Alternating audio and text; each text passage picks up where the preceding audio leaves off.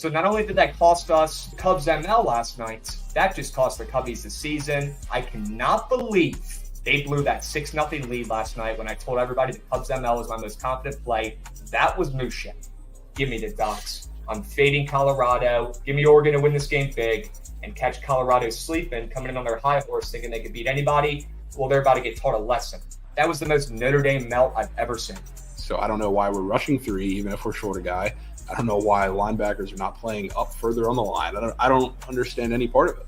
The Cowboys did it again. They lose to the freaking Cardinals.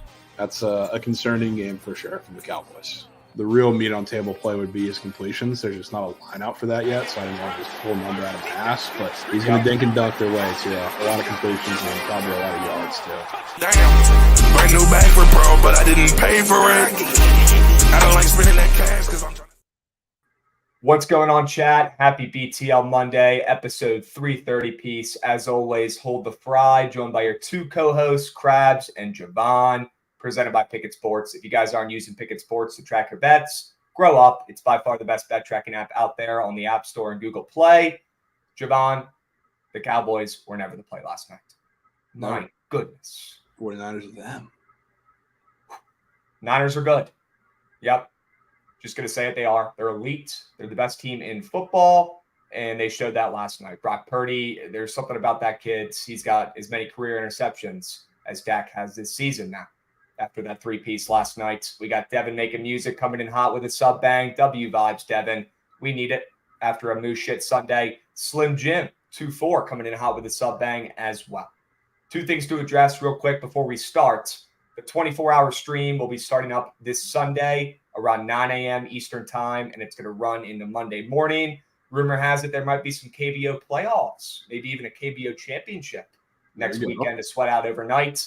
So I'm going to go ahead and do that this coming Sunday. We'll start with the London game.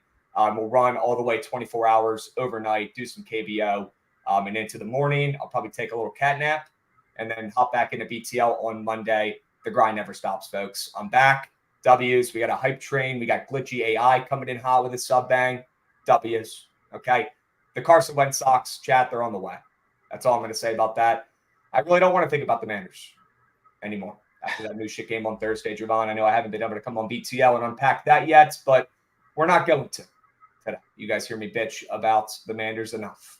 But yeah, the Carson Wentz Sox are en route. All right, chat, only the OGs know. I'll be rocking those on the 24-hour stream this coming weekend, Javon. I deserve it. Maybe I'll wear them on my hands. That's how bad of a bet that is. Man. Yeah, you might have to. Unbelievable. Chat, we've got a lot to go over today. W's Javon in the new crib. Love it. Looking sharp. Got the Braves hat on today. Maybe it is the Braves, chat. We'll talk about that and the NLDS this afternoon as well. We're going to go over the weekend highlights to start us off. We'll do some MLB talk, NLDS bets for Philly, Atlanta, Arizona, LA. We're going to do some Monday Night Football talk as well. Packers and Raiders tonight. W game. I'm going to play in this game that I love. So many sub bangs. My goodness. EJ Willie coming in hot with a sub bang. Glitchy AI sub banging left and right. We got Devin coming in, giving out another sub bang. Hype train level 1, folks. Proper investigator sub bang on the prime. Sure.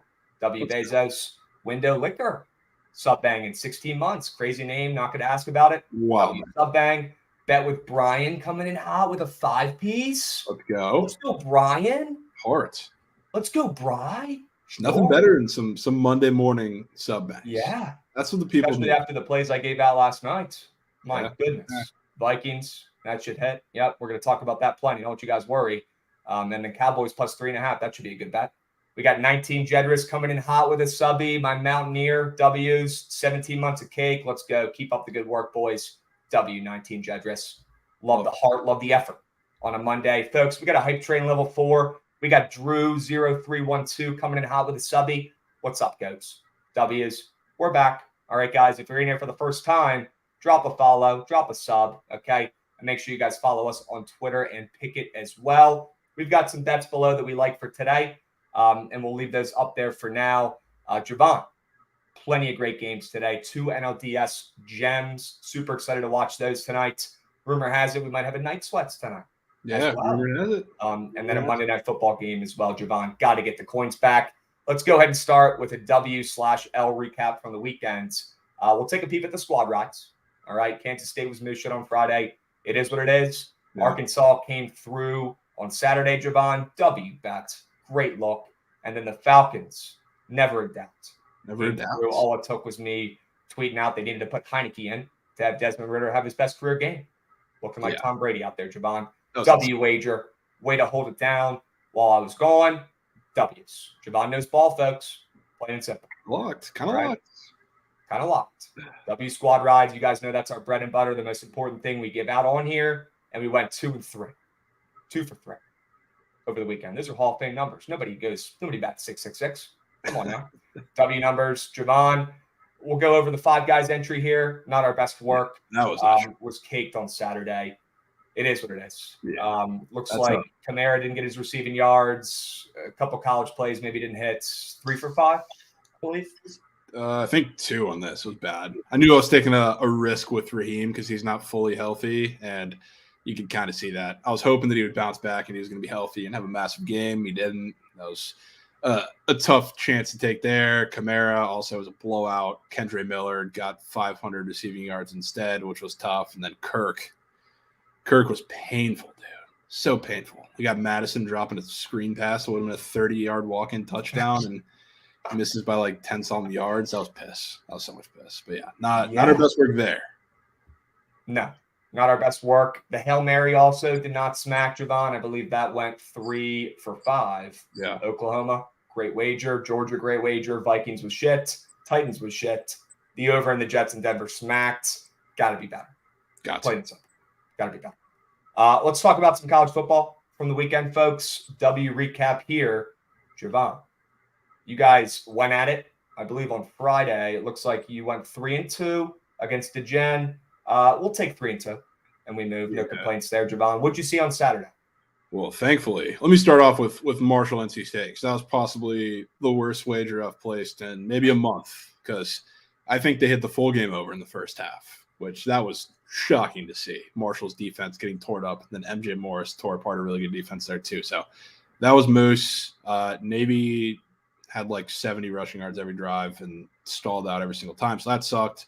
Thankfully, that minus 20 for Ohio State pushed. But, I mean, the number ticked back to the point where everybody, I think, got it a better number. So, shout out to Ohio State for getting a fat Meemaw in a game where they didn't really have any business covering that game with as terrible as they looked for a half. Oklahoma, we'll talk about that in a second. I'll tell you that much. And then Arkansas, plus 12.5, not 20.5, or minus 20.5, or plus 20.5, it says. They covered. That was there. Sure. Solid meal. Whatever the number was, doesn't matter. They covered. Yeah. Smacked. We take 3-2, Javon, and we move. Why don't you talk about Oklahoma a little bit? You were very high on them before the season, talking about, Heisman winners, talking about making the college football playoffs, talking about being underrated. And what does Oklahoma do on Saturday, Javon, in the Red River rivalry? They dominate, and they win that game. They were clearly the better team. Unbelievable win. Didn't even need the points. Should have taken them outright, Javon. How about the Oklahoma Sooners, my man? W's. How about them?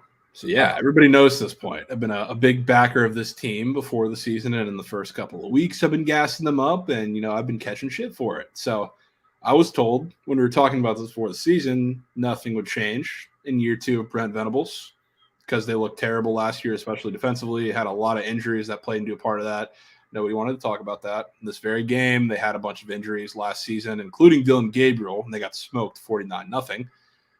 So I was told nothing would change. I was told this season that Oklahoma hasn't played anybody, so it really doesn't matter. They're not a valid team. They've only played, Arkansas State, SMU, Cincinnati is a good defense, but nobody wants to give them credit for. So no chance to come to play on the big stage. And Texas playing 4 backup quarterbacks, surely you give them a pass for not playing many people either. Like Alabama, give them credit for that win, but Jalen Milroe and JT Daniels are the only starting quarterbacks that played the season. So it doesn't matter, though, because Texas is incredible. They're back.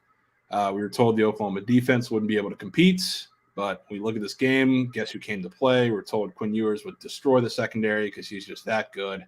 Dylan Gabriel's not good enough to compete. The Texas defense, the 86 Bears, so they're going to shut him down shortly. But when we look at this game, who's the quarterback who made the crucial mistakes? Because it surely wasn't Dylan Gabriel. It's Quinn Ewers with 3 turnovers in this game. Early in the game, set the tempo or set the tone for the game with those 3 turnovers, which the Oklahoma defense came out and they looked fantastic.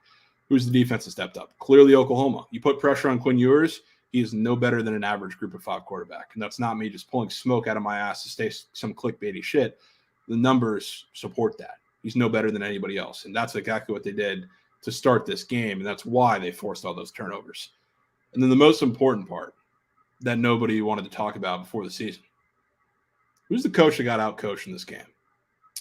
I mean, it wasn't even close. Coach circles around him. And nobody wanted to say that Brent Venables will be able to turn this team and this defense specifically around after what we saw last season. But there's a reason. There's a reason this guy has a national championship pedigree, especially on that side of the ball. There's a reason why Clemson has become the power that they have on that side of the ball. And we've seen them prove that with ring after ring. So this defense is good. So, I mean, takeaways from this game, Brent Venables, him. Absolutely him. He's turned around the defense. They look fantastic. Dylan Gabriel, everybody laughed at me for saying he was a Heisman candidate. Guess, look up in the race and see who's in there now because he was incredible. He came to play front 7 for Oklahoma and that defense in general. They're physical. The DBs are a bunch of playmakers. So they came into the Red River rivalry. And Texas, it's not who you thought they were. Hooked them. Shocker. Javon, great fucking read. I mean, this team, look, the season's not over. We're almost halfway. But this team looks legitimate. And now they're ranked 5th in the country. I probably felt they should be ranked even lower than that, even better than that. I would love to see this Oklahoma team in the college football playoffs. They've got the QB. They've got the coach. They've got a good enough defense this year in Venables' second year that has improved immensely, Javon. And they just went into Texas I know it was a freaking neutral site, but they went into the state of Texas and they got a massive win against a team they lost to by 50 last year. I think they held them off the freaking scoreboard, Javon, and they came in there. They got their revenge. They outplayed them. It's clear they had this game circled on their calendar. Coach Venables did, Dylan Gabriel's did after the injury and that big loss last season. They came in and they got it done. This Oklahoma team is legitimate. They should be in the playoffs. I would love to see them there. They can score. They've got the veteran QB. They've got the coaching. And now, Javon, like you said, they've got a good enough defense to beat anybody in the country. Guys, Oklahoma's legit. And if only somebody called before the season and said they were going to be unbelievable, it's giving me Reds vibes a little bit here, folks. Knock on wood. I hope it doesn't go with Reds vibes because maybe that'll fall just short. But yeah, I mean, still want to give credit to Texas too because it's not like they're a shit program or anything. They played well enough. It's a really good Oklahoma team. I think this game you learned a lot more about Oklahoma than you did about Texas because I mean anybody with a brain could tell you that Texas was not the 86 Bears on defense and Quinn Ewers is no Caleb Williams, Michael Penix, like everybody's trying to make him out to be at times. Texas is still really good though, and they have they got blessed with a pretty easy schedule in comparison to the Sooners for the rest of the season. So I think regardless of what happened in this game, they were on a collision course to meet again in the Big 12 championship anyway. But I certainly think nothing's changed about that. So Texas is still good. They're still head and shoulders above everybody else in the Big 12. I think not named Oklahoma. So we'll see this again for sure. W's. When is the 24-hour stream? W late join. It's going to be this Sunday, folks, 9 a.m. Eastern, and we'll roll through the England game. I believe that's where it's at, at 9 a.m., 9:30 a.m. We'll go through the entire NFL slate, afternoon slate, Sunday Night Football. Maybe there'll be some playoff baseball on as well. We'll be sweating, and hopefully some KBO. Fingers crossed for the overnight sweats. 9 a.m. this Sunday, 24-hour stream. Be there, be square. W's. Javon, great call with Oklahoma, my man. You deserve your flowers here. Anything else you need to say about this dominant squad that's shocking everybody except for you? No, I mean, I will say I was talking about how simple Texas' schedule is because, again, they got blessed. But Oklahoma, they still have some tricky spots. So, this is definitely the biggest hurdle they had to get over in terms of their season because it's the best team by far they're going to play. But they have spots they have to go on the road in Provo for a BYU team that, I mean, is a little better at this point than I thought they would be. They still have to play a really good West Virginia team, too. They have a tough couple spots on the road. They have to go at Kansas, too. We don't know what Jalen Daniels is going to be by then. So I still am not feeling confident about them being flawless throughout the rest of the season. But feel good about how they look. Yep. Could not ask for much more yet, Javon. Oklahoma coming through, looking sharp as attack right now. Javon, let's go over a couple other things from college football this weekend. Mainly got to talk about this Colorado win total, guys. It's over. Party's over. This was a moose shit wager, one of the worst. I will take full responsibility for it. Colorado and Coach Prime got this team ready and much better than I expected in his first season. He deserves all the flowers. We're not going to talk about how 3 of those wins, could have gone either way. I'm not that kind of guy. All right, we all know that. Anybody who knows ball or watches those games knows that Colorado could be, 1-5 right now, but they're not. Okay, they got 4 wins. They're sitting here pretty, and they smacked their win total over, and we're not even halfway through the season, or we're barely there. It is what it is. Now, I will say, chat, I've made enough money back fading this team on the spread the last month to almost get this 5 units back. So I'm not really in as much piss as this slip looks, but I am fully willing to accept how much of a moose shit wager this was. And I'll tip my cap to Coach Prime. I'll tip my cap to Sanders at QB. They're legit, and this program is only going to get better next year when they fix those trenches up, Javon. I mean, look, they're going to have the best recruiting class in football every year going forward, not only because Coach Prime is the coach and that unbelievable coaching staff he's brought in with over 80 years of, coaching experience in football. They've also got, insane NIL opportunities, and these kids are going to get paid more at Colorado than they will at any other school going forward. That's just facts. Simple. So what are kids going to do? They're going to go play at Colorado instead of Bama, instead of Georgia, because it doesn't matter where you go as long as you're getting paid more and coached by the best, the 2 most important things. So I'll tip my cap. This program got ready and got firing on all cylinders way earlier than I expected. And they're going to be even more dangerous next season when they have a good O-line and a better D-line. Watch out for Colorado. I will not be taking this win total under next year. No, I will not. Tip my cap, I move. as much as we've faded them this season, I was really looking forward to backing them next week or next season, partially because they're going to be going into a lot weaker of a situation. You're not going to see three of the best offenses in college football that you got to face, which I think they faced two of them, but that's beside the point. Next year, they're going to be really good. Once they're better in the trenches, they already made some ads. Somebody talked about Warren Sapp. He's only one of the ads that they're making in that position group. So they're going to be good. This season, they definitely exceeded expectations. But next year, they just might be that. They might be that. Got to tip my cap. Shit wager. Chat, you guys are right. That was a loser. All right, good call with Coach Prime in Colorado. He's changed the sport of college football. And you know what? I think he's changed it for the better. Oh, yeah. I'm willing to say that. 100%. He has. All right, I'll tip my cap. We move shit bets. Let's keep talking about Notre Dame and USC. Both these teams aren't as good as we thought. Both these teams aren't as good as the public thought. That's probably a better way to put it. Notre Dame losing a huge game to Louisville. Louisville, by the way, they deserve their flowers. I mean, they look great, Javon. Yeah. A team that we were high on before the season. Notre Dame, they're definitely not going to make the college football playoffs at this point. And I know this tweet is a meme, but they're not that guy. And then USC, I mean, it took them triple overtime to get a win against Arizona's backup QB, who, yes, had an absolute legacy performance. And Arizona, a team that I gave out the win total over before the season, is a team that I believe in, a program I believe in, and they have a good coach. And they're going to be back to being Arizona in a few years, and they're on the way. And by the way, this backup QB might be better than Deloria. I'm just going to go ahead and put that on record. He's legit. Looks like he's probably their QB of the future. But USC and Notre Dame, not as good as we thought. They play this coming weekend. What are your early thoughts? Yeah, so I said this last week before the Oklahoma game. There are three bets that I have kind of set out for myself to make before the season, no matter the line. It was Cal plus the points against Auburn, which they should have won that game outright, but they covered. It's a W. Oklahoma against Texas this past weekend, and Notre Dame against USC in South Bend. So I'm sticking to my guns there. The thing with these two teams is, like Notre Dame, I guess both the teams are pretty similar.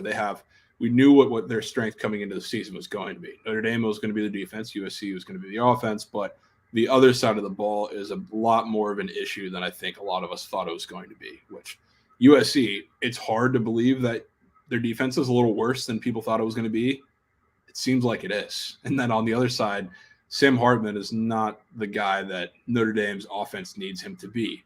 But in this game, we have one of the worst run defenses in college football, right up there with Colorado and some of the other teams, against Audric Estime, and an offensive line that is still very, very good and dominant. So I'm sticking to my guns here, which we already see Notre Dame 2 to 2.5 in this game, as they should be. They're getting it done. USC ain't making it out of South Bend, and the team that I think is the slightly more fraudulent one in this game in terms of the public perception of them right now is certainly USC, the Trojans. Agreed. And I don't want to see them in the college football playoffs. I'd rather see Oregon. I'd rather see Washington. So I'll be rooting for Notre Dame here. And Javon, you know I'm already kind of a Notre Dame closet fan anyways. So are you. But I'll be on the Irish here, at least rooting for them, because I want to see the best teams in the playoffs. And I don't really want to see USC, although they have Caleb Williams. I'd much rather see Oregon, Bo Nix, and that better team. I'd much rather see Washington, Michael Penix, and that better team in the college football playoffs. So would love to see Notre Dame get a win here and kind of knock off USC, or at least put those other Pac-12 teams ahead of them. Yeah, sneakily, I know we'll get to find this out maybe this weekend, but as of right now, I think Oregon is the best out of the three there. As much as I love Washington, as much as I think Michael Penix is awesome, that offense is awesome, that defense is right on USC's level, in my opinion, a little better in the trenches, but that secondary is graded out as one of the worst in college football. Oregon's defense is good. Their front seven is good. It's like they're easily the most complete team out of the three. So I'm interested to see what we see out of them. I know they're going on the road, so it's going to be tough to win there in Seattle, but that's my team right now out of there. Yep. I'm so with you. I would love to see Bo Nix, who's like 30 years old, running around in that elite offense in Oregon in the college football playoffs. I'm so with you. All right, Javon. Did you see this USC Will Ferrell cameo? You see Will was out here pretending to DJ at USC this weekend at a fraternity. I mean, absolutely hilarious. Will Ferrell's got to be my GOAT actor, at least. I think he's the funniest actor of all time. Some are saying he's lost his fastball recently, might not have the funniest movies out. He's also old as hell, guys. He's not making those crazy movies where he's saying the most heinous stuff and doing the funniest shit of all time. The guy's like 50. Now he's still going to frat parties and pretending to DJ and putting his shack on, I guess you could say. This made my morning after losing the Cowboys 2U play last night, maybe the worst bet of the weekend. Seeing Will Ferrell vibe with the squad, I thought this was hilarious. And yeah, he's the guy. Who's a funnier actor than Will Ferrell? Will Ferrell's just like so naturally funny. He's hilarious. Everything he does, his face, his mannerisms, the words that come out of his mouth, he's just a funny dude. Yeah, he is. He's hilarious. Forever the guy. He is. All right, Miami. How about their loss, Javon, this weekend? Shit. An all-timer. I have never seen something like this. Why were they running the ball? I don't know. Apparently, Cristobal has a track record of doing this. Just not it's refusing to knee out the ball, because there was a time, I forget which game, I saw a clip on Twitter, but at Oregon he did it a couple times, and one of the times he fumbled too, and it was a similar issue. They just didn't take advantage of it. But yeah, I mean, the second, outside of the ending of the game, it's just the second you start believing in Miami, and I was just about to get there, they go and do this shit, man. I mean, this Georgia Tech team is super confusing, and I think a little better than people give them credit for. They just haven't had the wins to show for it yet, but good Lord, man. I was starting to believe in Tyler Van Dyke, in this offense, and this team, and here they go. Just like every season, they go and fuck it up. You can't be losing to Georgia Tech at home, especially in those uniforms. God, this might be a sneak underrated top 5 unit for me in college football with those green letters. Alrighty, yeah. I freaking love those, dude. They're like, I don't know, they give me like Irish vibes a little bit. Maybe that's why I like them. Those are fresh, and they're losing in those. I think that's what they wore when they had their one big win in like the last 20 years against Notre Dame in that game. Well, worked then, did not work this weekend. And I forget this guy's name. I feel like I'm botching this. I feel bad, but this is like one of their starting linemen, starting tackles, who came back to play in this game through an injury and played really well, apparently. I was reading this on Twitter. And then he's sitting there after the game saying, what the fuck are we doing, man? Yeah. What the fuck are we doing? I mean, he's so right. What are we doing here, folks? Knee the ball out. Yeah. Cristobal. You finally silence all the doubters, all the haters, everyone saying you should be canned, and then you do something like this, back on the hot seat. Yep. Go take a lap. 100%. Yeah. Gross. All right. And is Bama back, Javon? Last thing for college football. People are talking. Is Alabama back? I think so. And it took a lot for me, because like initially you look at the lines. This was like the easily identifiable one, that in UCLA this week. Super weird lines. Texas A&M was laying a short number at home, a short dog at home. So a lot of people jumped on them, and I understand why. But what I've seen the last couple of weeks with this offense, I think they're getting Jalen Milroe a little more comfortable. So that's the reason I laid off this game. I couldn't get myself to bet Alabama, but I made it clear very much throughout the week that I couldn't jump on the short dog at home with the Aggies. But Milroe looks a lot more comfortable. This looks like Nick Saban and Tommy Rees are working a little bit together now to understand what's working best for him. So a couple more design runs. He looks more comfortable in the pocket. The offensive line's been better. He's sharper on his throws, more accurate. So I think we're seeing him grow up in front of our eyes, which is good to see. So I do think they're kind of back. They're still lacking a little bit from skill positions, and like Jalen Milroe still is not Michael Penix or Caleb Williams or anything. That's a stretch to say that, but I think they're improving. So I would be scared of this team. I wouldn't write them off just yet. They're still never going to beat anybody important, I don't think, until they figure out the QB. I just don't know if Milroe is going to be the guy. I don't know if he's going to be able to carry them, into a victory against a top 10 team. I don't know. But their defense has stepped up immensely. They're underrated, and they're carrying them right now. Yeah, the thing is, like with Bama, I don't think they're a playoff caliber team right now, but are they going to have to beat one? That's the thing.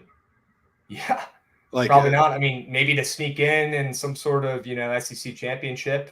Yeah, until you get to the championship. Like in the regular season, the best team they're going to play is LSU or Kentucky. Kentucky, maybe, I guess you could say a little tougher, even though they suck. I don't know why people pretend that they're good, but they have to go to Lexington for that. So I guess you could say that's a tough game for them. But other than that, LSU, that's a defense that Jalen Milroe is going to look like, I don't know, prime Tom Brady against, just like every single person does against that defense. But like other than that, I mean, you play Tennessee, another fraudulent team that's in Tuscaloosa.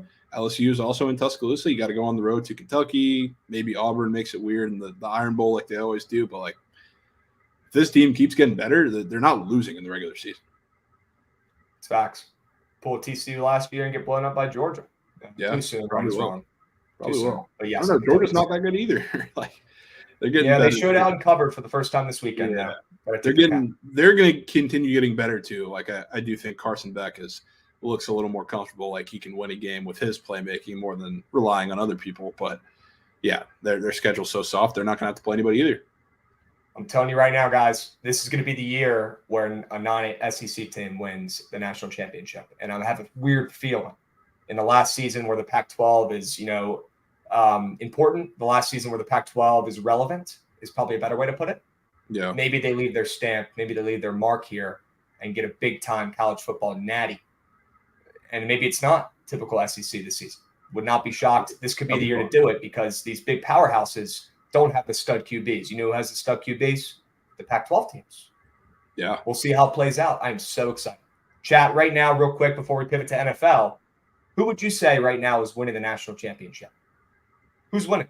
Are you sticking with Georgia? Safe play. They finally look good in a game for the first time all season this weekend. Big-time cover, first time all year. Is it Georgia? Are you going with a team like Oregon? Is it a sneak team like Penn State? Michigan is slept on. They don't get talked about at all, and they're still doing their job.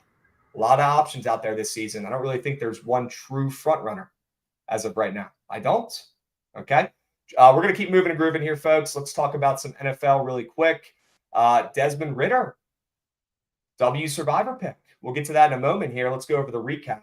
I mean, Javon, you had an absolute legacy performance here. 5 wins, 2 losses. We got that Baltimore Pitt under, which was always the play, along with Pitt on the ML and the spread. Great call there, Javon. Divisional game going under. Should have seen it coming. Yeah, I was definitely in this building that would be a disgusting game to watch, which it turned out to be. So, yeah, W day. Shout out the Falcons, man. It was always the Desmond Ridder masterclass. It was definitely never Kamara. It was always Kendre Miller, and I really don't regret the Vikings bet at all. That was one where I don't either. Yeah, I'm not going to say like it should have won, but very often you feel like the Cowboys, that's a bet that not picking on you, but that's a bet you go and you're like, shit, I wish I could have that coming back.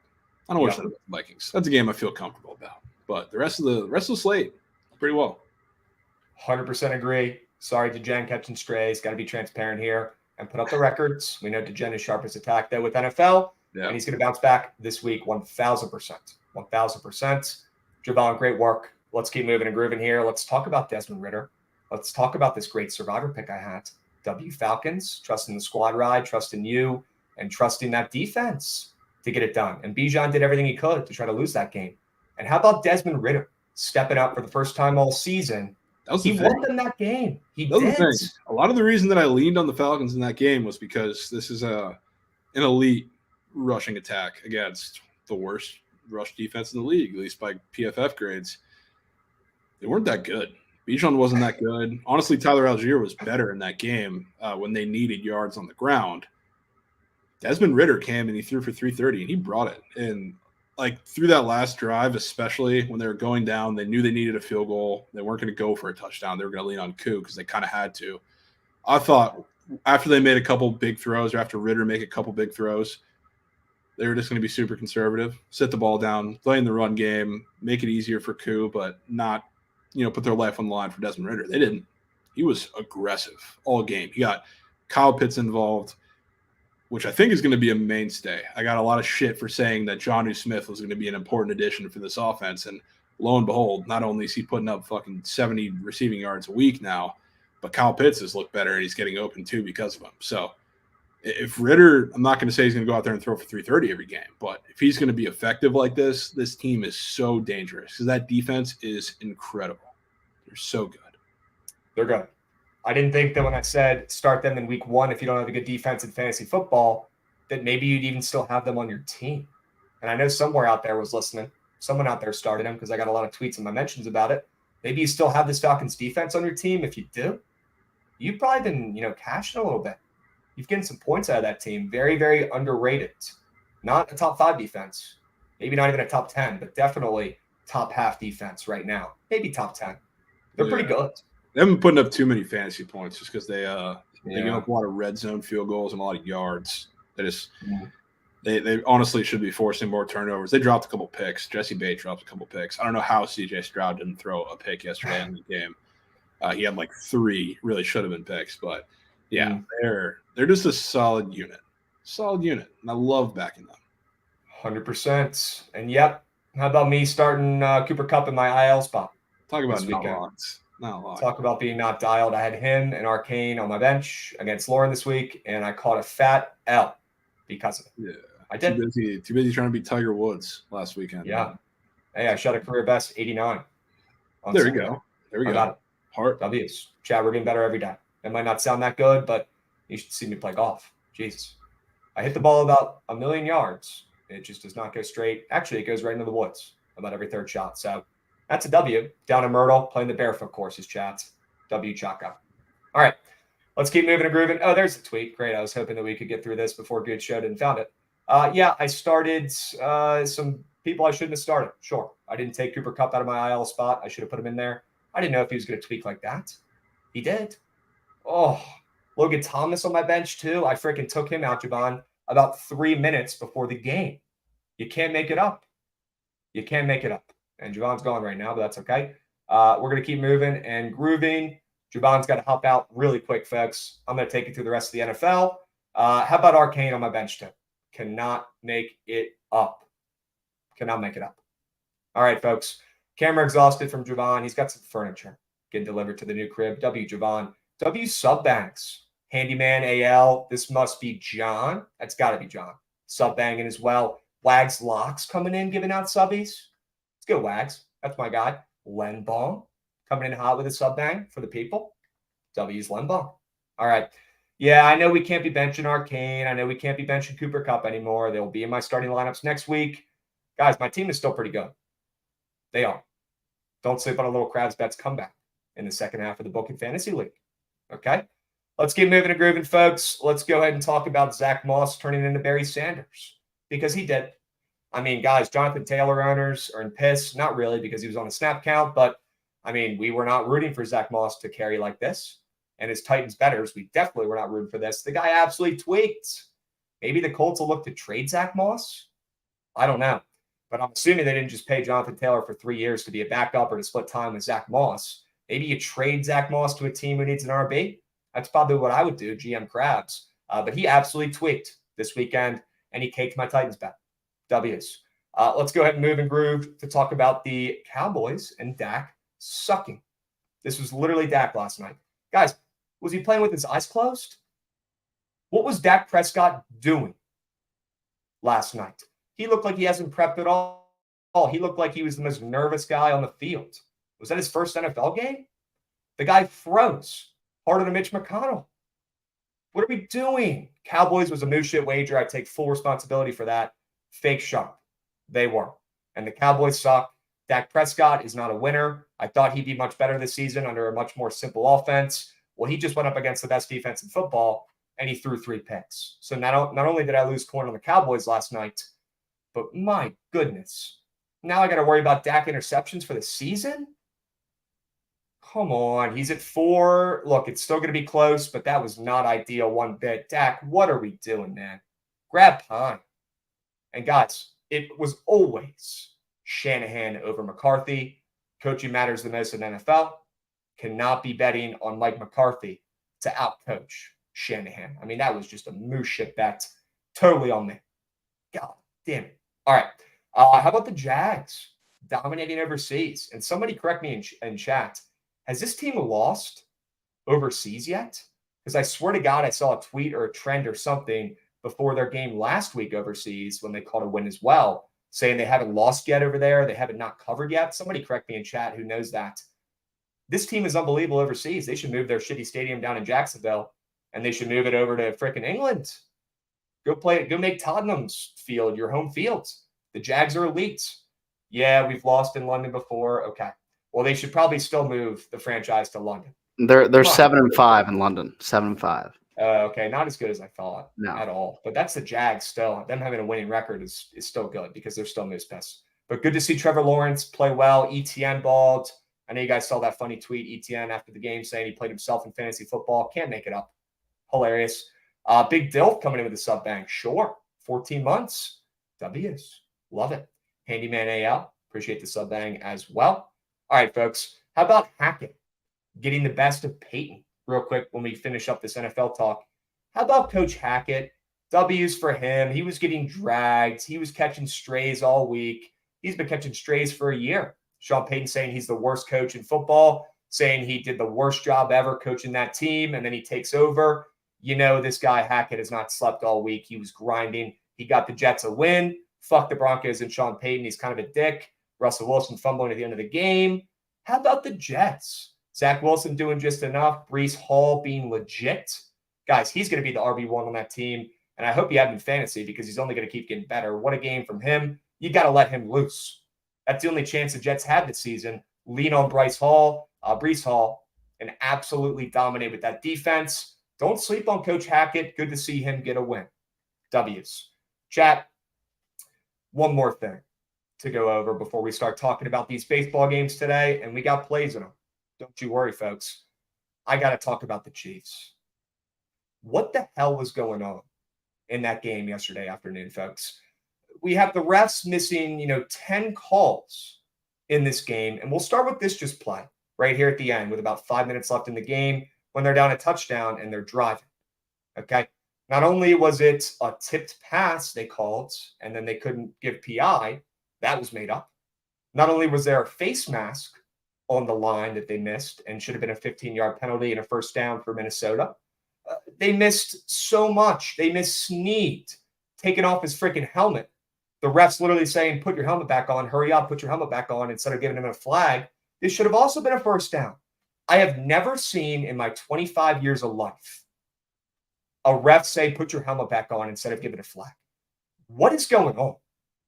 And yeah, maybe they just said it was a tip pass to pick up the PI call because it wasn't a great call. I don't give a shit. First of all, you don't do that. Second of all, there were other plays that happened here where they should have also resulted in flags. The face mask on the line, and you can't take your helmet off on the field. I don't understand how the Chiefs weren't penalized on that play. And guys, it wasn't the only play. I mean, look at this one right here. This was going on all day. I don't understand it. I've never seen a worse officiated game in my entire life. And guys, you know where I'm going to point the fingers to. This all comes back to Taylor Swift. All right, Steam Crabs, I'm going to blame this on T Swift and all the Swifties out there. We know the NFL is making bank promoting Taylor Swift with all this Chiefs and Travis Kelce bullshit. And we know they're going to make even more money when the Chiefs go into the playoffs, easily as a 1 seed and end up making it to the Super Bowl again. And Taylor Swift is sitting there in the box and they get to show her 700 times instead of talking about the game. It all comes back to T Swift. It all comes back to the NFL's agenda. I hate to say it, but it does. All right. We know what they're doing here. It stinks, but the NFL has been giving Chiefs good calls all year. And this is not even a new thing. Guys, and to harp on the T Swift stuff, I watch football so I don't have to hear about T Swift. I watch NFL Sunday Night Football so I don't have to hear about that shit. I'm getting away from it. I want to hear about football. It's a worse nightmare, and it's only getting worse. You're getting calls like this. Guys, the Chiefs might never lose. I'm not going to fade them ever again. Not only did the Vikings have to beat the Chiefs last night, they got to beat the refs. I don't get it. Inexcusable. Look, maybe the refs blew it on that one call that we showed in the beginning with 4.5 minutes left with the missed face mask, with the ball that wasn't tipped, with Snead taking his helmet off and the refs saying put it back on real quick before anybody sees it. That was sketch. I don't care what side you had. That was weird. And that can't be happening in this sport. But I probably won't be fading the Chiefs anymore this season. The NFL's got an agenda, and that's get T Swift to the Super Bowl. This makes me sick, and this cost me coins. Javon said it perfectly, right? The Cowboys bet last night, that was just a bad wager. It really was. I'm not losing sleep over that. But the Vikings plus 3.5, I did lose some sleep over last night, and that should have fucking hit. I'm blown. Feel bad for you guys who tailed. Going to need to get you guys some winners for tonight and this week. We've got football on tomorrow. Huge. We've got football on tonight. We've got 2 NLCS games. Why don't we hop right into it, folks? Let's go ahead and talk about the Phillies and the Braves. All right. Real quick, I want to know your favorite play today in the NLCS games on the books. Is it the Phillies ML, Braves ML, Diamondbacks ML, Dodgers ML? Are there some totals in there you're liking? I got some totals I like today. And we'll start with this Philly and Atlanta game.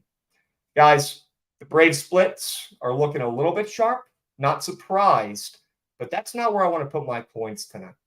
And I've seen a lot of you guys put the Phillies ML in chat. And guys, Javon will be back.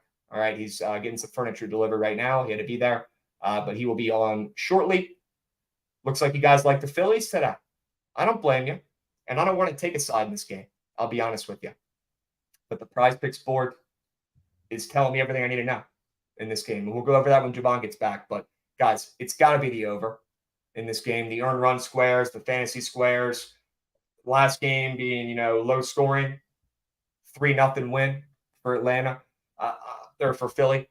I'm willing to bet that Max Fried and Zach Wheeler don't look as sharp as they've looked all season today. We've got that total, the juice on the rise to the over here. We've got some sharp splits on the over as well. I'm not going to be taking the Braves on the ML, although I probably would lean that way. But the lines come back 10 cents towards the Phillies. I talked about this at the beginning of last week when POD Pete was on about Philly versus Atlanta in this series. And I said Philly was going to win. You guys remember that? I do.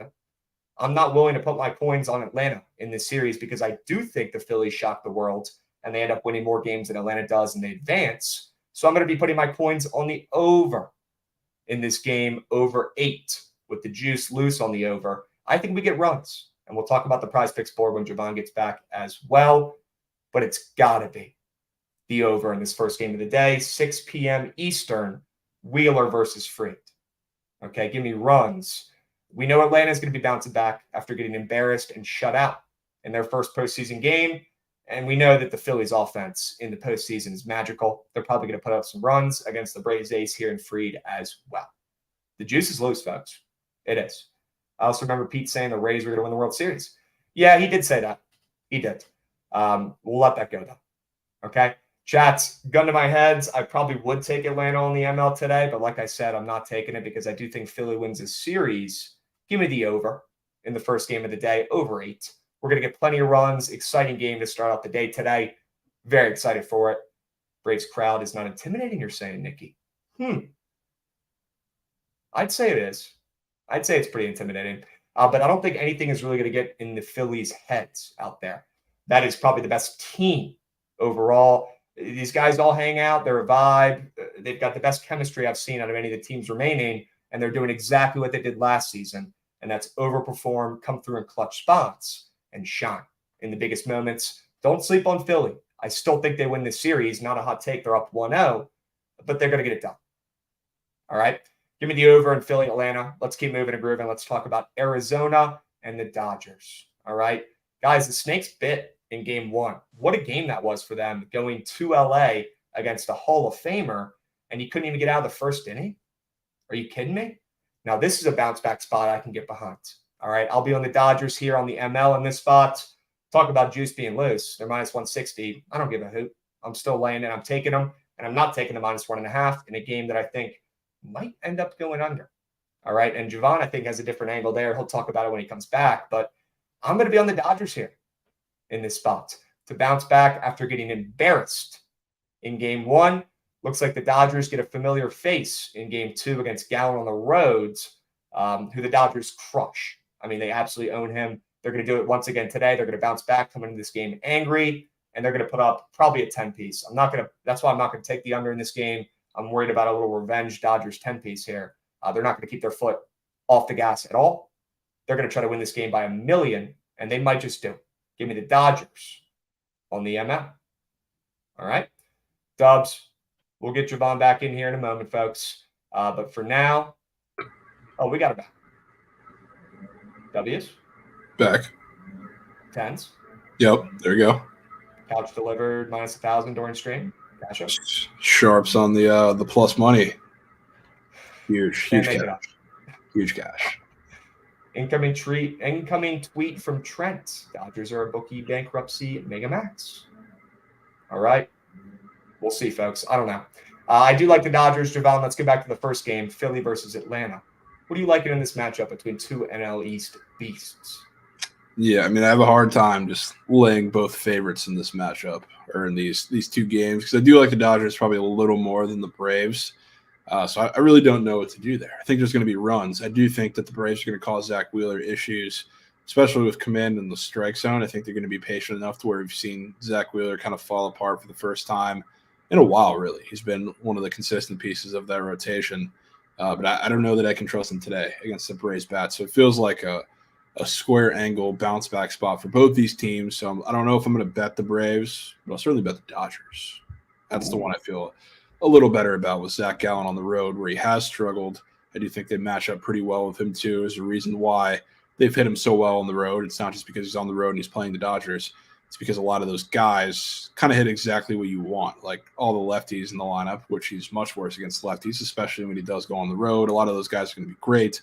I think you're going to get a lot of foot traffic early in the game, and Zach Gallen's not going to be able to go for as long as he really needs to lock down that bullpen, which the bullpen has been deceivingly good for the D-backs. They've taken that Brewers series was unreal. I mean, the bullpen was good, but the Brewers, talk about like the BABIP guys, hard hit balls that somehow didn't fall, or the great plays they made in the field. They got incredibly lucky. So I do want to give them credit because they were good, but it's not sustainable to me. So when you get Zach Gallen a little touched up early and then you get into the bullpen, it seems like, I don't want to say a rehash of game one just flipped, but I do think they jump all over him.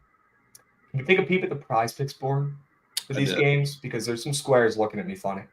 I agree. There are. We'll start with Philly and Atlanta. A couple earned run squares up there, making me think we're getting runs today. Maybe thought about taking first 5 over, but probably just going to stick with the full game here. And these two offenses, I mean, the Braves bullpen, nothing special. Phillies is good, but would not be surprised if we get some late game heroics from the Phillies offense, like we've seen over and over again for the last year and a half. So I'll probably go full game over. But there's some squares on here that are making me think we're in a great spot. So we can pull these up real quick. We'll take a peep at them. A couple earned run squares for both starters in Philly and Atlanta. Looks like they got a Wheeler earned run square up there too. Looks like they got a Fried earned run square up there as well, Javon. Yeah. Are we able to get that screen up there? Yeah. W's. Let's give me a second. I had to reload everything from coming back. Okay. But yeah, super, super interesting, some of the squares that we got up, especially because I was looking for the walk square for Zach Wheeler, which wasn't up when they initially put everything up, but eventually popped it's up there. Oh, it's up there now. I'll tell you that much. But oh, yeah. All right. We can cut the shit. Why don't we go to that square real quick? Let's go to the walk square for Wheeler, who's been, a demon on the mound recently and not been walking many people. Now they got his 1.5 walks up there. You think the Braves go into this game a little bit more patient, a little less trigger happy than they were in game one, maybe coming out of the gates a little excited after getting a couple days off? Yeah, they're going to have to because, I mean, their issue in that game, which is a lot of the reason why I don't genuinely like the Braves in the playoffs, and I've been saying this for a while now, they're super aggressive because they can, for the most part, afford to be with how good their bats are. But in this matchup, I think they know they're going to have to be a little more patient, and that's how you beat Zach Wheeler, and that's how they've done it in the past. So I think it's going to be more of the same. And yes, I do think there's a reason why this the square is up here in the first place. When you look at these two matchups, he's been very solid in the strike zone against any other team except the Braves, who know exactly what approach they have to take against him. And they're going to do more of the same, I think. Agreed. Let's take a peep at those earned run squares, Javon, because they're pointing towards an over for me, at least. And I would love some confirmation here. They got Wheeler up for 2.5 earned runs. Not sure what he's at on the books for odds, but right now he's up here after giving up 1 run in 3 of his last 4 starts. And the only one he didn't cash this was against the Mets on September 23rd, where he gave up 3 and lost by the hook there. So Wheeler's been dealing. He has, but I want to fade against the Braves. But maybe we take that Wheeler walk square and then maybe we pair it with a little Fried earned run square, because that one also is giving me good vibes for the over as well. I know Philly won the first game of the series, so honestly, probably the Wheeler earn run square is a little bit nastier. But if we want to take that walk square for Wheeler, probably can't take his earn run square. Maybe it's Max Fried to give up 2 or more runs in this spot.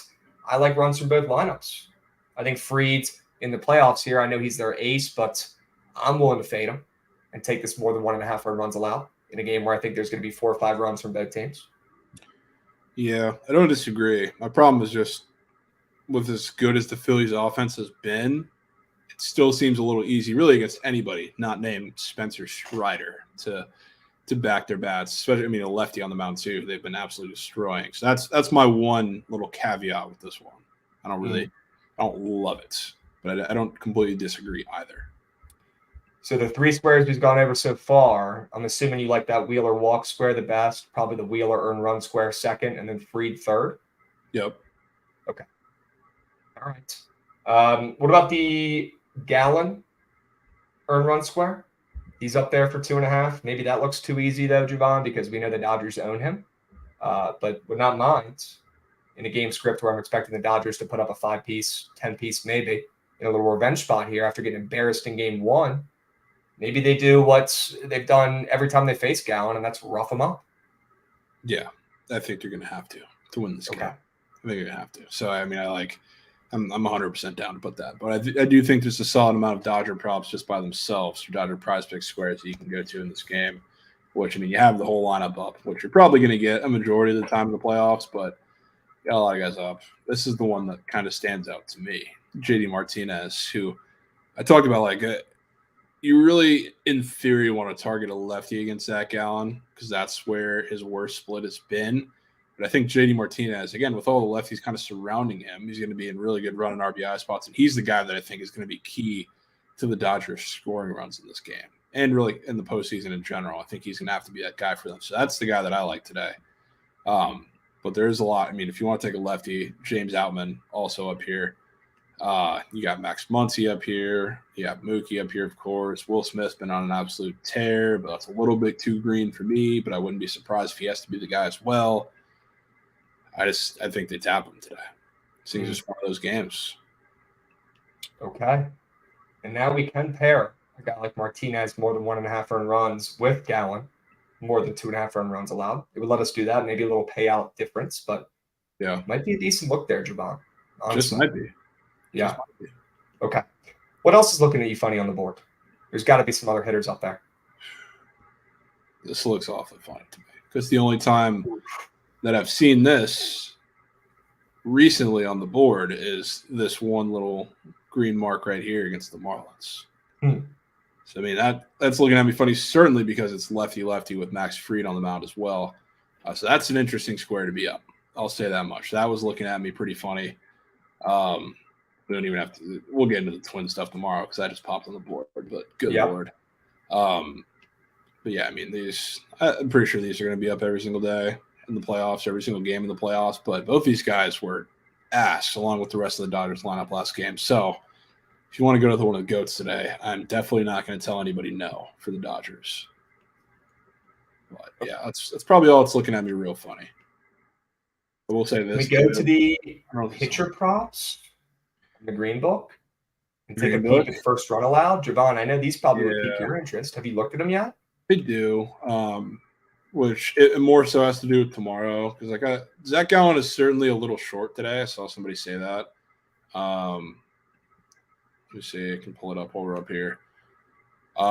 Zach Gallen is a little short today. A little short.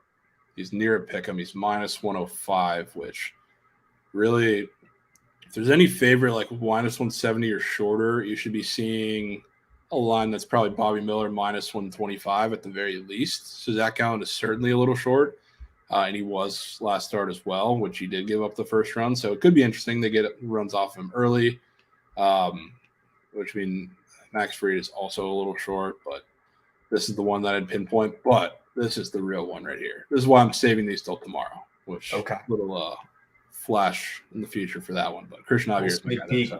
Sneak peek milk. For the yeah, a little sneak peek. But yeah, Gallen's a little short. I don't hate anybody for going to that one.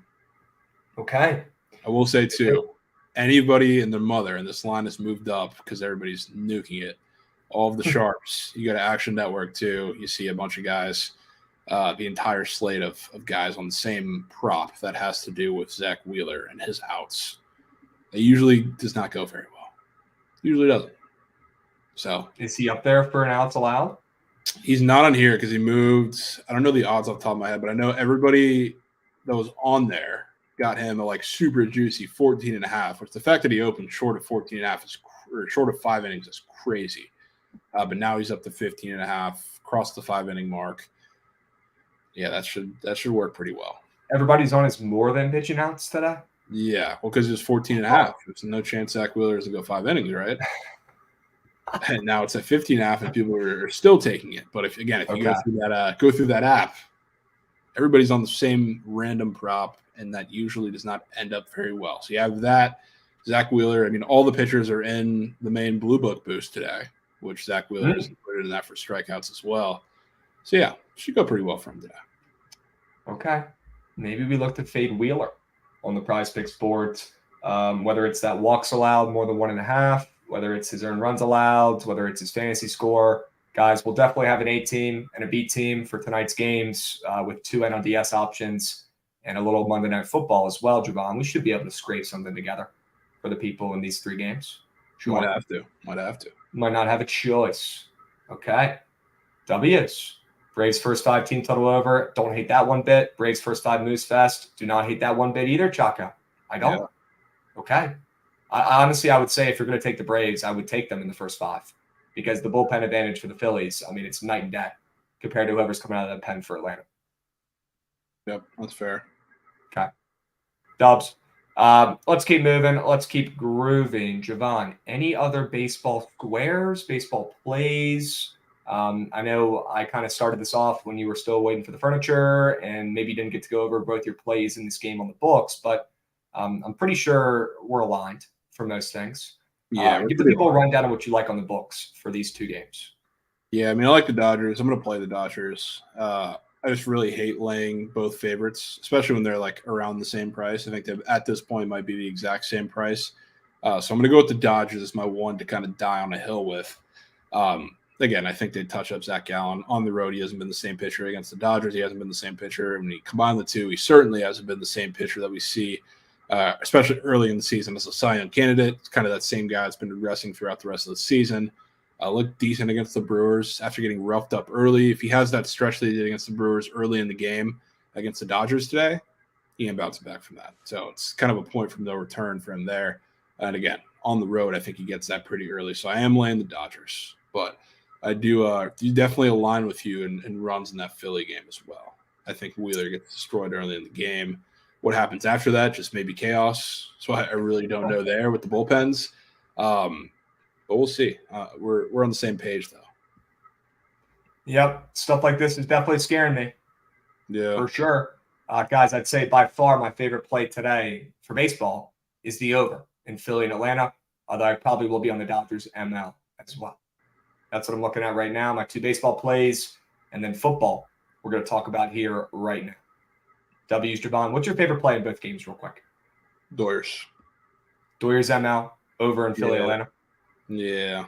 I mean, yeah, it sucks. We're going to hear no way the Dodgers lose a couple in a row until they win. So, Russell might have a time machine, folks. He's saying all the right things to get in my brain right now. Yep. They already did. Yes. That's what they do, then, man. Snakes freaking bite. I'm literally wearing their hat right now. I love this team. I love everything about them. I do too. I know you hate them overall because Reds BS and stuff, but God, they are so exciting. I like the D-backs. Okay. If I didn't if you're have a baseball fan, how can you not? Yeah, right? How can you not like the D-backs? They're fun. They're young. They're new. Right? You got to root for them. Yeah. But not in this spot tonight. We're fading the fuck out of them. We're taking the Dodgers out now. Sure. Yep.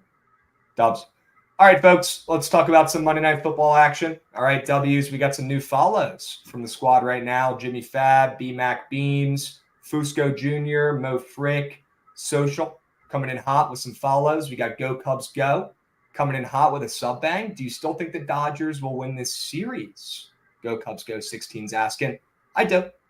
I still think the Dodgers win the World Series. Javon? Yep, I agree. Okay. Well, if they don't win this game today, that's going to be really tough. So let's go ahead and get a win, and we'll put our money where our mouth is on a little Dodgers ML slip. He is. All right, folks.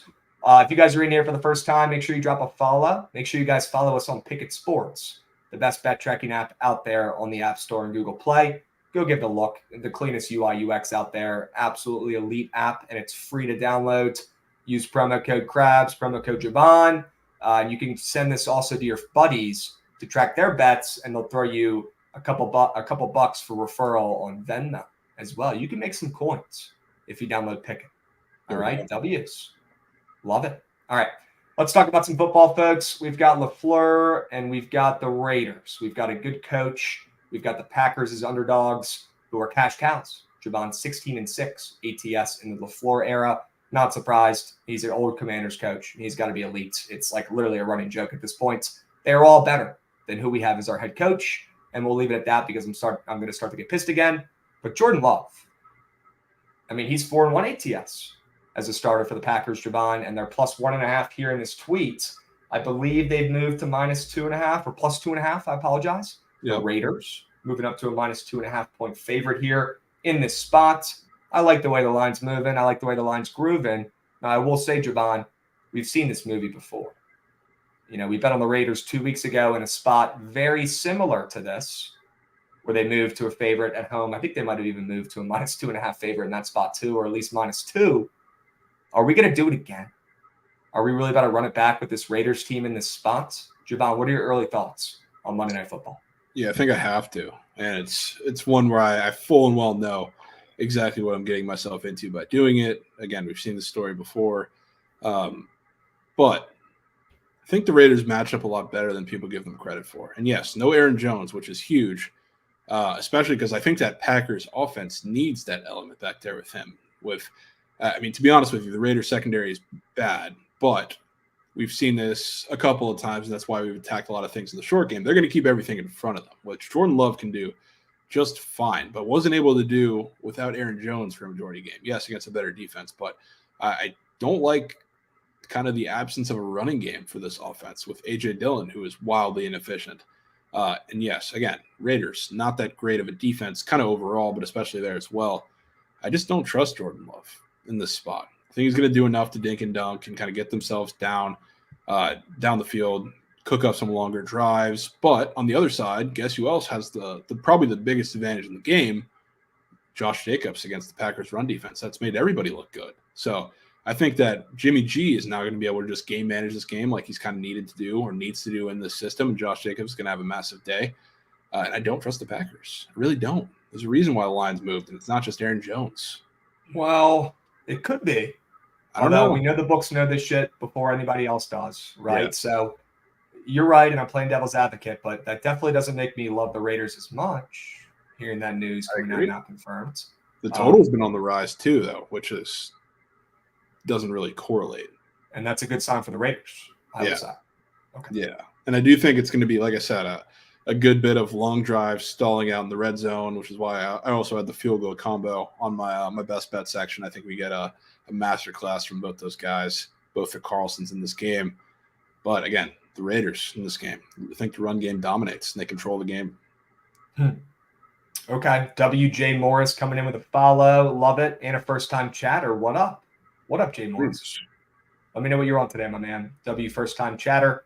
If you guys are in here for the first time, drop a follow. Send the stream to your buddies. Send it in your gambling group chat. I know you guys are pissed from this weekend.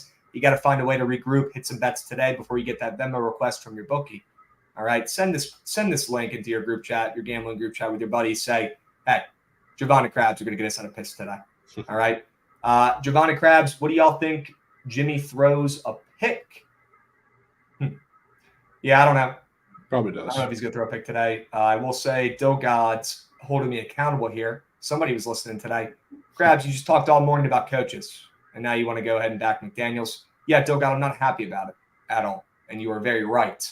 But I'm to bet the Raiders in this spot as a favorite. I don't have a choice as a contrarian bettor, as a nasty bettor, as a bettor who fakes the public, as a bettor who is just confused as to why the Raiders are a favorite here in the spot with how bad they've looked.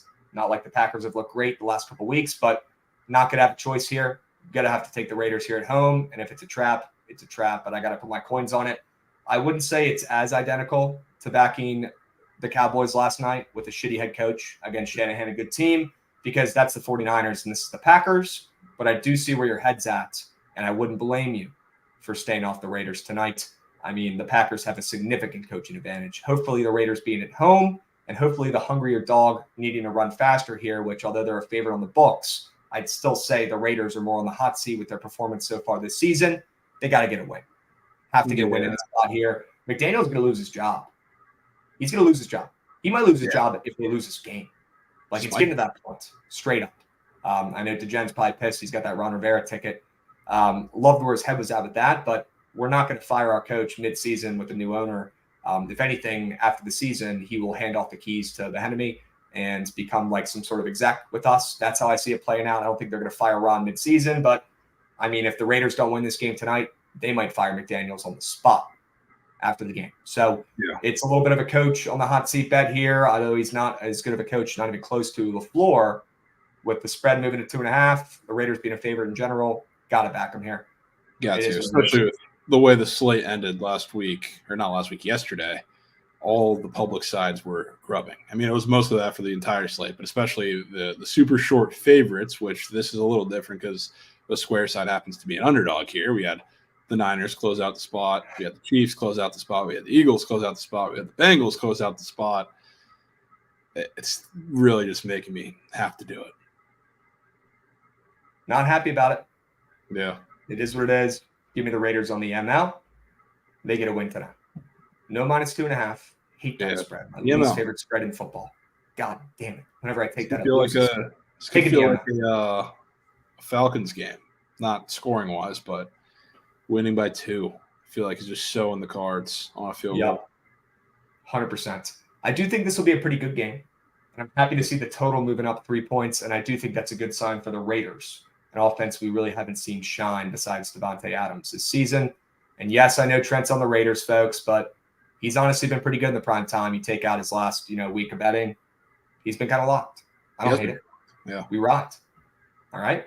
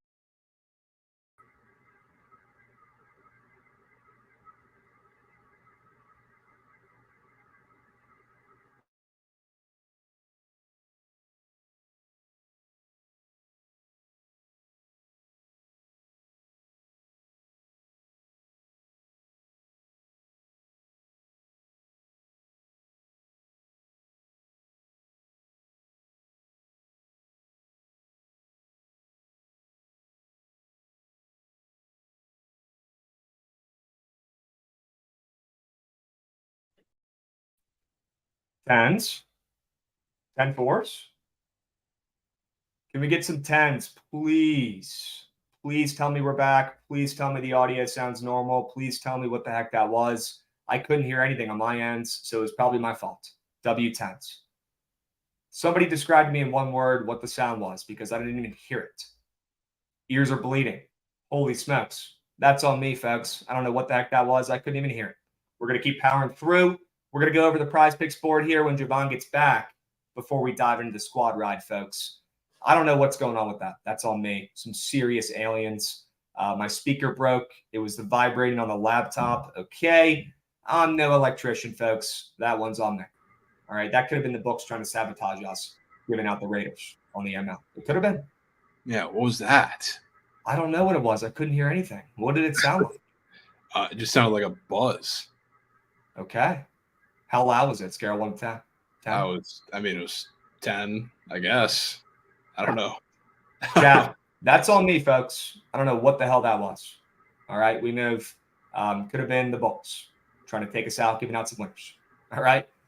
Settle down, chats. We're back. We got a squad ride to get to. We got about 13 minutes. That's on me. L streamer crabs. I don't know what the fuck that noise was. I didn't even hear it. All right. Javon, can we pull up the prize picks board and look at this Monday Night Football game real quick before we get to the squad ride? I want to make sure we're not missing anything. Okay. There's got to be some nasty squares up there. Let's take a peek for the people. Let's tap in. All right. Quick. That could have been the sports books trying to take us out, folks. That could have been them. Second, we were talking about the Raiders. They're saying we might know something. Well, should we start out with those specials first? Oh, yeah. Because those are kind of funny. See, I guess the problem here first is that with the Aaron Jones news, they took off all the Packers. So we're only looking at Raiders for the time being, except for in these combo squares. Okay. What's going on with these combos? We got to find a way to fade some of these, right? They got to be too good to be true. Yeah, for anybody who saw Trent Slip that he put together, which was fun, a lot of those soared under. So not a bad idea to look at those today. We got Ronald Acuna and Jordan Love, 3.5 TB and pass TDs. Sure. Romeo Dobbs touchdown and Corbin Carroll stolen bases. And then what? Wheeler and Watson, Devontae and Zach Gallen, combo squares, strikeouts and catches. Huh. That's crazy. They have a catches category on there. That's nuts. That's receptions with Wheeler strikeouts, 8.5. Sure. Adams at 11.5 with Gallen. Javon, out of these 4 nasty squares, there's got to be one we can cash and fade and take a less than. What do you think? It's such a tough one. What looks like the easiest one on paper? Is it that Dobbs? I feel like it should be this one. Corbin? I feel like this one looks the easiest, personally. Wheeler and Watson? That's what I would think. Wheeler, the way that he's pitched this postseason, and Christian Watson now coming back for the second week now, where he's not on a snap count, and he's going to have to be the guy for Aaron without Aaron Jones in this offense. That's the one that I think would be the pretty easy more than on paper. Maybe we look to fade that square, Javon. Maybe a little Wheeler and Watson, less than 8.5 catches and strikeouts. It would go with our Raiders play. It would go with our over in the baseball game. Okay. All right. Any NFL squares you like? Just Monday Night Football talk, Javon. Any weird, I don't know, crazy squares up there that you're like, why the heck is that up there? I mean, they got that Jimmy G 1.5 passing touchdown square, which I don't love to see. And I'm hearing a lot of these books out there have some Devontae Adams boost tonight. Not surprised. He's like the best primetime receiver in football history. He's been an absolute machine on primetime recently. He's got ice in his veins. But that doesn't make me want to back him or back the Raiders even more than I already did. If anything, it makes me want to back him less. Yeah, 100%. And I mean, I do like the field goal square. That's definitely hitting my card today. Haven't put up many of the weird ones yet. I guess we're still missing the entire Packers team, which kind of sucks. But wait, there's one. Go to the interception cat. It's Jimmy. Wow. The guy's thrown 6 picks in the last freaking 3 games, Javon. And he's up there for a pick today? You kidding me? Yeah. I think we might have just found a meat on tape square for the peeps. My goodness. Jimmy ain't throwing a pick today. Look at that chart. Come on. That is interesting. Yeah, it is. Give me Jimmy to keep that ball secured today. He's not throwing a pick. He might have a fumble that costs him the game. He might play terrible and not do his job. But he sure as heck isn't throwing a pick, folks. Look at this chart. Look at that. Come on. Does make sense too, football sense, because, I mean, the Raiders are going to lean on the run game because the Packers' run defense is absolutely atrocious. So maybe Jimmy doesn't have to do as much, especially if they're leading this game come second half time. So I don't hate it. I don't love it either. It's definitely no Danny Dimes under pick. Say that. Okay. All right. I mean, are you scared of this Packers secondary right now? I'm scared of Jimmy G. Yep. Not him versus him, right? Yeah. I'm not scared of the Packers secondary, but I mean, they're an average defense in terms of forcing turnovers. I think they're just above halfway through the league. It's like 13th, 14th, I think I saw. It's not like you're terrible. It's just, I don't know. I would like to see a little more line-wise with that one. If you saw like super juice the under, I would jump all over it. But I don't know. I'll leave your meat on table for that one. Okay. Yep. I will go ahead and take care of that one for you and deploy an absolute whale responsibly on that square. And they got Jair back. Krabs, Vintage Nuke, Raiders, please. Chiote, I got you. Just for you. Just for you. Raiders Emma. All right. W's. Trent is coming. Yep, guys, stick around. Less than 10 minutes. Trent will take us through Surge Stream with the squad, going over his picks, getting some people up there, giving some winners out for the people. All right. Josh Jacobs rush yards. Okay. That's looking at you funny, huh? That's a great sign for the Raiders ML, too, if we think he's going to be running the heck out of the ball. Yeah, it's a fat little red Robbie. I can 1,000% get behind backing him to do something for the first time this season. Yeah, you're not going to talk about Laporta having a career day. You got a red zone highlight for best performance of the day yesterday. You haven't said a peep. You haven't even mentioned his name yet. Put some respect on his name, Javon Laporta. The GOAT. He's him. Let's go. He's him. Yeah, he just might be the greatest. Might be the greatest of all time. He's already in the hall. He's already got his gold jackets. He's ridiculous. I mean, rookie tight ends are tough in general because there's a steep learning curve there. So you don't see many playing like this early in the season. He's setting fucking records. So what are you gonna say now about good old Sam Laporta? This geeked me. God damn it, I'm facing Jacobs in fantasy today. Yep, that's not good. Yeah, no bueno. Not fantastic. No bueno. Yep, tight end you. Unbelievable. Javon, great call. Laporta looking sharp in the beginning of the season. Another great call. W. Not surprised one bit. Oh, I love that picture. Put him in the hole. It's my favorite meme that somebody got. That is awesome. I use it 24/7.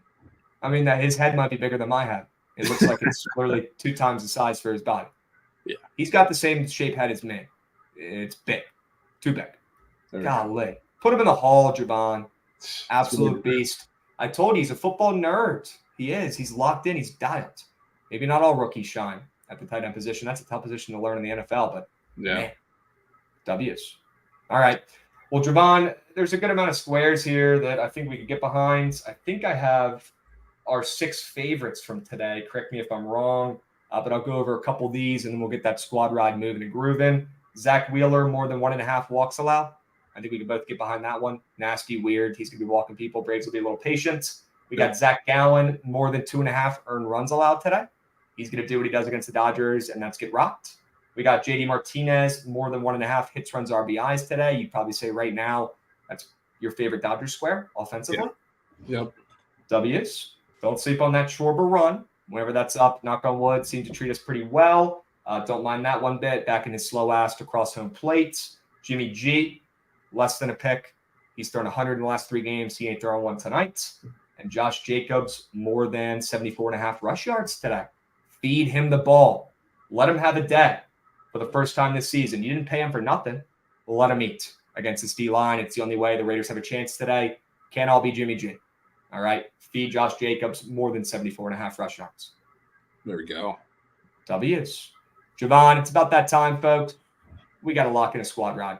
Chat, let me know your favorite play of the day in either NLDS game or Monday Night Football. Wish we had some weird action on a Monday, but folks, we've got college football back on Tuesday starting tomorrow. W's. Tomorrow's BTL app is going to be absolutely electric, Javon. We're going to have MLB. We're going to have college football. I'm so excited for weekday football back. That is huge for BTL.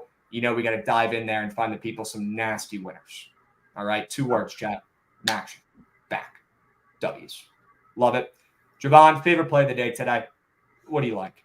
I mean, it's not saying much with the slate that we have, but I mean, it's got to be the Raiders. We're talking straights. 100%. And yes, chat, my goodness. People forget we have puck drop for the season tomorrow. Make sure you guys lock in Shelly's season-long Prize Picks entry. I locked it in today for 500 bones on Prize Picks. I'll be sweating that out all season.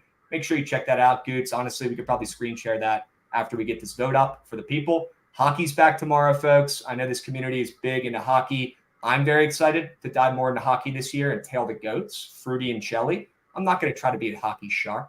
I'm going to trust my 2 goats Yeah, I'll bet my nasty spots on the ice, Javon, and we'll try to get surgical on days where we don't have as many sports going on. But we'll leave it to the GOATs. We're going to be tailing them a ton this year. Very excited to see what Chelly's got up his sleeves for the NHL season. Be huge. Be huge. Lightning game winning tomorrow, chat. Move on. Okay. Sure. W analysis from Javon. He's already given out NHL milk. Love it. All right. We'll put in the Raiders ML. We'll put in the over in Philly, Atlanta. We'll put in, I mean, if we put the Dodgers in, they're going to win the poll. But I feel like we got to put them in. They're juicy enough anyway. Leave them out. You don't want to put them in, huh? Nah, you can leave them out. All right. Well, we need at least one more play. Is there something else you like? Something else you want to take, even if it's a prize pick square or player prop or something? I mean, I'm a big fan of that combo field goals. That would be a crazy one. Show me that pen. Show me that square. What do you got? Well, I'm telling you that they're going to be able to move the ball, but I trust a lot of the defenses when they get to the red zone, especially like the Raiders. What they do is best is shrink the field when you get to the red zone. Not the greatest red zone defense, but they're going to let Jordan Love go down there, and they've been super effective in the red zone. Their offense has, the Packers have been, with Aaron Jones. He's kind of a Swiss Army knife in that. So it's a lot different of a look, especially when you're not going to be able to move the ball efficiently against this defense when you get into the red zone of the run game, because A.J. Dillon is not very good. We'll call it what it is. So I think they stall out. The Raiders stalling out in the red zone kind of speaks for itself with that offense.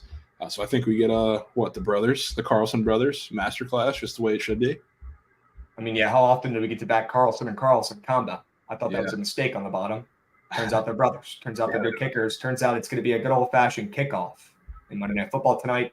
And with these two teams and their offenses, if you look at them, honestly, not that surprised.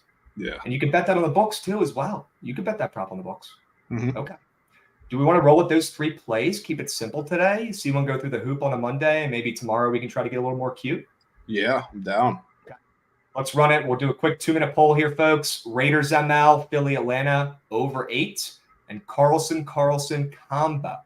More than 3.5 field goals made. 8.5. Wild. Yeah, 8.5. That's going to be tough. Chat, hurry up. Go. Get your votes in. Hurry up. You got 1 minute. Hurry up. Get your votes in. Show some hearts. I want to see 100 votes for the winning play. And yes, we've got Chelly's NHL season entry. W's. Love it. I already tailed this, locked it in for 500 bones. Not even thinking about it. I trust my goats. Chelly's been crafting this up for weeks. You know, he's absolutely foaming at the mouth for some NHL action tomorrow. Puck drop season starts tomorrow. Luckily, my Caps don't play, so I don't got to worry about them being moose shit because they're going to stink this year. But very excited to lock this in. Javon already did and sweat out these 5 guys for the NHL season. Yeah, sure. Let's do it. W's. Chad, hurry up. Get your votes in. Go. Get them in. Hurry up. There's no time. We got 1 minute. So not only did that cost us, looking like we're getting runs potentially today. W, good. It's good work, brother. Over 8 in Philly and Atlanta. Running away with the poll right now, Javon. I'm not surprised. Surprised. I'm not surprised either. They must have liked our sell jobs today. Yeah, or they just hate the Raiders. Right. Maybe going back the Raiders. And you know what? I wouldn't blame them as well, Javon. Yeah. W episodes, W furniture delivery, cash to plus 1,000 during stream. Didn't cash. Did not cash. I freaking bet it didn't cash. Yeah. Even better. Okay. We got C God dropping a subby to NBTL, W's chats, and we're rolling with Philly and Atlanta over 8 for the squad ride. W's chat. Stick around for the surge stream. Trent's going to take you through plays, call up some people to give some winners.